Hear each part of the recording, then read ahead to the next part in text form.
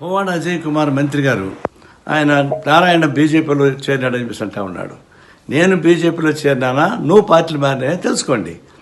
ఒకటికి 4 పార్టీలు మారినవాడివి, ఒక పార్టీలో గెలిచి ఇంకో పార్టీలో మంత్రి అయినవాడివి.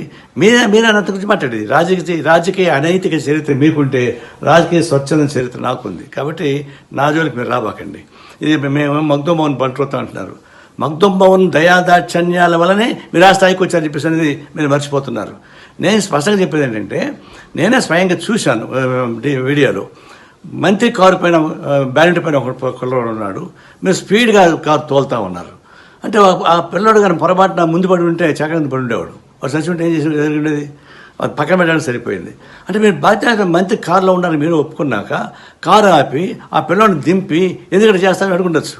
మిమ్మల్ని ఎట్లా చంపేస్తారా? మీరు మంత్రి, కాన్వాయ్ ఉంది, మీకెంత అంత అదే కాదు. మీరు అంటే తప్పు చేశారనే అభిప్రాయం ఉంది, గిల్టీగా ఫీల్ అవుతున్నారు. తప్పు చేసిన అభిప్రాయం ఉంది కాబట్టి పరిగెత్తారు, పారిపోయేవాళ్ళు కాదు. అలాంటి పారిపోయిన చరిత్ర మీకుంది. దాన్ని ఖండించిన మాట వాస్తవం. దీనికి మీరు సమాధానం చెప్పుకోకుండా నేను ఇక్కడ ఉండకూడదా అని అంటే, రోడ్లో పోతే ఆపుతారా? ఎవరు ఆపరు. మీరు బూత్గా ఆపారు కాబట్టి వాళ్ళు తిరగబడ్డారు. అది బీజేపీ వాళ్ళ నాకు కూడా తెలియదు, ఏ పార్టీ వాళ్ళు అందరూ పోటీ చేస్తారు కదా.